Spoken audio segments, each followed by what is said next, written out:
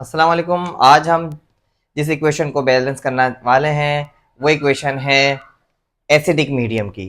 तो ज़रा देखते हैं इक्वेशन। तो इक्वेशन है हमारे पास Fe+2, यहाँ पर Fe+3 हो रहा है। इसका मतलब इस वाले सेल में क्या हो रही है, ऑक्सीडेशन हो रही है। जैसे कि मैं आपको पिछली 4 वीडियोस बता चुका हूँ, उसी तरह से ये वीडियो होगी। ठीक है, तो सबसे पहले हमें ये देखना है कि ये बैलेंस इक्वेशन एसिडिक मीडियम में कैसे है। तो देखिए यहाँ पर H पॉजिटिव आयन लिखे हुए नजर आ रहे हैं।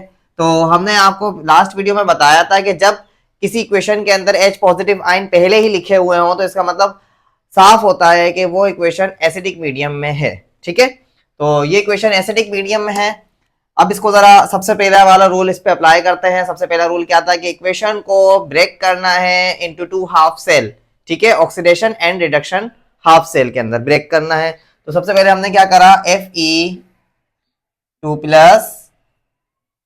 Fe3+ को ब्रेक कर दिया। ठीक है, उसके बाद क्या हुआ, Cr2O7 को और Cr को अलग कर दिया। ठीक है, तो यहां पर ये वाला जो सेल बन रहा है इसका नाम है हमारे पास ऑक्सीडेशन हाफ सेल।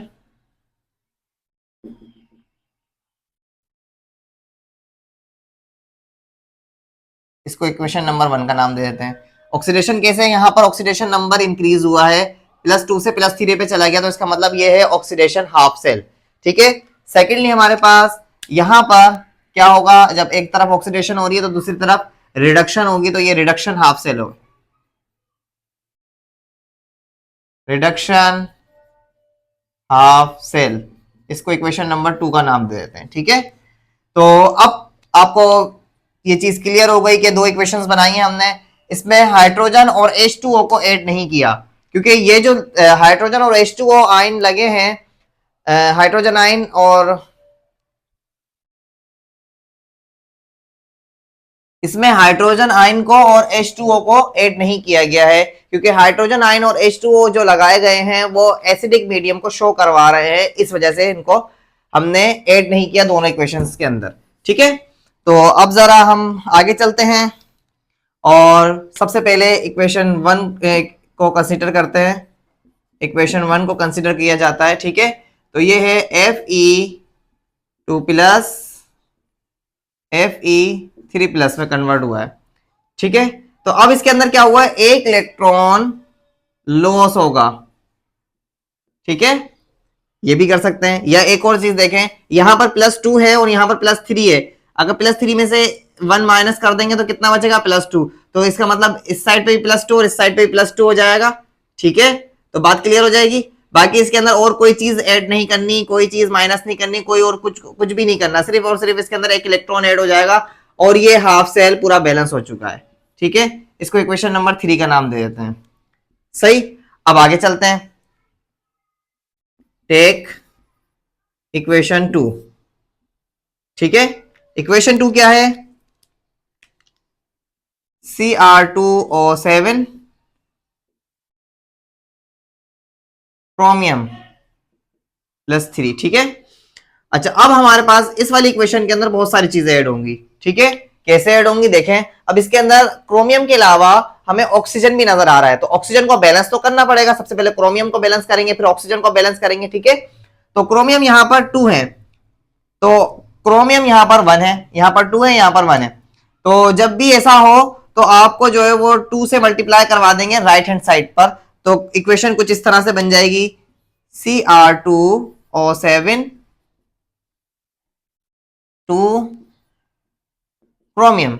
ठीक है, अच्छा अब क्या होगा भाई, अब हमें करना है ऑक्सीजन को बैलेंस। ऑक्सीजन को बैलेंस करने के लिए यहां पर 7 ऑक्सीजन लगे हुए हैं, तो ऑक्सीजन को बैलेंस किया जाता है with the help of H2O, water का मॉलिक्यूल। तो वाटर के मॉलिक्यूल ऐड करने पड़ेंगे, add 7 mole of H2O to balance oxygen. ठीक है, ऑक्सीजन को बैलेंस करने के लिए क्या करना पड़ेगा, 7H2O के मॉलिक्यूल लगाने पड़ेंगे। तो Cr2O7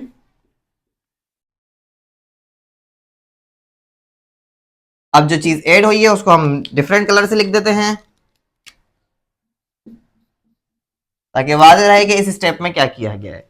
अच्छा, अब हमारे पास ऑक्सीजन क्रोमियम भी बैलेंस हो चुका है, क्रोमियम भी बैलेंस हो चुका है और ऑक्सीजन भी बैलेंस हो चुका है, लेकिन हाइड्रोजन और आ गया है इसके अंदर। पहले हाइड्रोजन नहीं था लेकिन हाइड्रोजन आ गया। अब हाइड्रोजन कितने हैं? 14 हाइड्रोजन आ चुके हैं। तो इसका मतलब हाइड्रोजन को किससे बैलेंस किया जाता है? H पॉजिटिव आयन से बैलेंस किया जाता है। तो जितने हाइड्रोजन यहाँ पे लगे हुए हैं 14, उतने ही इस जगह पर H पॉजिटिव आयन को ऐड कर दिया जाएगा। तो H पॉजिटिव आयन को मैं लिख देता हूं 14 H पॉजिटिव आयंस। चलें भाई, अब हमें इक्वेशन ये पूरी बैलेंस हो चुकी है, सिर्फ और सिर्फ चार्जेस बैलेंस करने हैं। ठीक है, चार्जेस बैलेंस करने का तरीका क्या है देखें आप। चार्जेस बैलेंस करने के लिए हमें सबसे पहले देखना पड़ेगा कि इक्वेशन के दोनों साइड पे चार्जेस कितने कम है या कितने ज्यादा हैं। ठीक है, या तो पॉजिटिव चार्जेस ज्यादा होते हैं तो उनको कम करने के लिए इलेक्ट्रॉन लगाया जाता है, या फिर क्या होता है कि नेगेटिव चार्जेस जो है वो कम होते हैं तो उनको ज्यादा करने के लिए इलेक्ट्रॉन को लगाया जाता है। ठीक है, अब यहां पर देखें 14 पॉजिटिव हो गए और 2 नेगेटिव हो गए, इसका मतलब 12 पॉजिटिव साइड, इस साइड पर 12 पॉजिटिव जो है वो आपको नजर आ रहे हैं, 12 पॉजिटिव चार्जेस नजर आ रहे हैं। जबकि आप जब राइट हैंड साइड पर जाते हैं तो आपको 6 पॉजिटिव चार्जेस नजर आ रहे हैं, सही है। तो 6 पॉजिटिव चार्जेस हैं, इधर 12 पॉजिटिव चार्जेस हैं। तो जब ज्यादा पॉजिटिव चार्जेस हैं जिस साइड पर, उसी साइड पर इलेक्ट्रॉन्स को लगा दिया जाता है ताकि वो चार्जेस पॉजिटिव कम होकर इलेक्ट्रॉन जब होगा बैलेंस करेगा तो उन चार्जेस को कम कर देगा। तो यहां पर क्या होगा कि ऐड करेंगे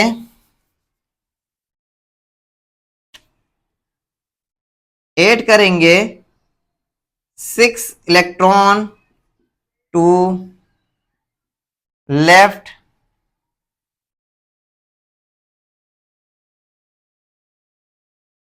ऐड करेंगे 6 इलेक्ट्रॉन टू लेफ्ट साइड। ठीक है, तो कुछ इस तरह से इक्वेशन बन जाएगी Cr2O7 plus 14H positive plus 6 electron वहां जाकर 2 क्रोमियम प्लस 7H2O। ठीक है, इस वाली इक्वेशन को हम नाम देते हैं इक्वेशन नंबर 4 का। ठीक है, चलें भाई अब आगे चलते हैं। अब आगे हम देखें कि हमारी दोनों इक्वेशन, दोनों हाफ सेल पूरे कंप्लीट हो चुके हैं विद चार्जेस। ठीक है, लेकिन अब हम देखते हैं कि भाई हमें जो है वो इस इक्वेशन के अंदर जब रिडॉक्स रिएक्शन बनता है तो उसके अंदर हमें इलेक्ट्रॉन को कैंसिल आउट करना होता है। ठीक है, इलेक्ट्रॉन को कैंसिल आउट करना होता है। अब यहां पर हम देखें तो 6 इलेक्ट्रॉन है जबकि यहां पर सिर्फ और सिर्फ 1 इलेक्ट्रॉन है। तो इस पूरी इक्वेशन को हम मल्टीप्लाई करवा देंगे किसके साथ? 6 के साथ, और फिर ऐड करवा देंगे इक्वेशन नंबर 3 एंड 4 को। ठीक है, ताकि जो चीज कटने की है वो कट जाए और जो चीज कटने की नहीं है वो रिएक्शन का हिस्सा बन जाए। चले आगे चलते हैं, इक्वेशन को 6 से मल्टीप्लाई करवाकर हम लिख देते हैं। तो 6 आयरन प्लस 2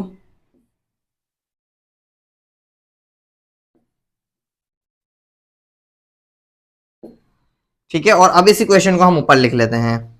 तो इक्वेशन क्या थी?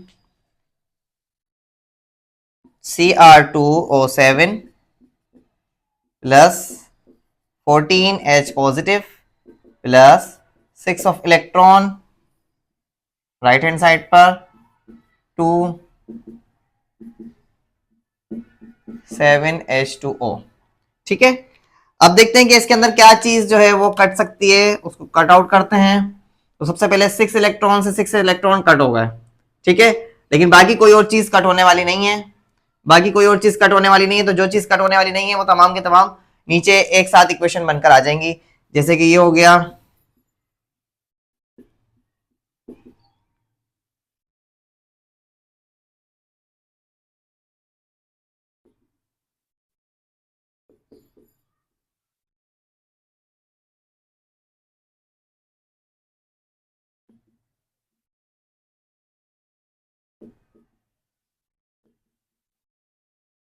अच्छा, अब यहां पे हमें देखना होगा कि इक्वेशन बैलेंस हो चुकी है या नहीं। किस तरह देखते हैं?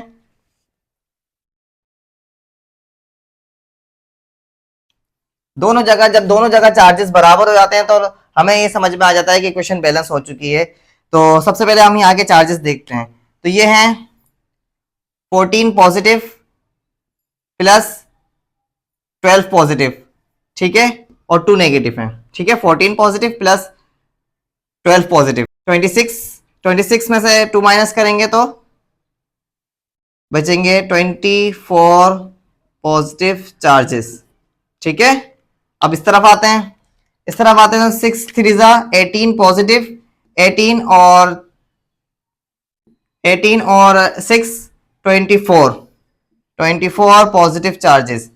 अच्छा, अब हमें देखना होगा कि ये इक्वेशन एसिडिक मीडियम में बैलेंस हो चुकी है क्योंकि दोनों तरफ चार्जेस जो हैं वो बराबर हैं, ठीक है। और लास्ट में हमारे पास ये H पॉजिटिव आयन आ रहा है। इक्वेशन के लास्ट में जब भी H पॉजिटिव आयन आए तो उसको कहा जाता है कि ये एसिडिक मीडियम में बैलेंस हो चुकी है। तो इक्वेशन बैलेंस हो चुकी है इन एसिडिक मीडियम।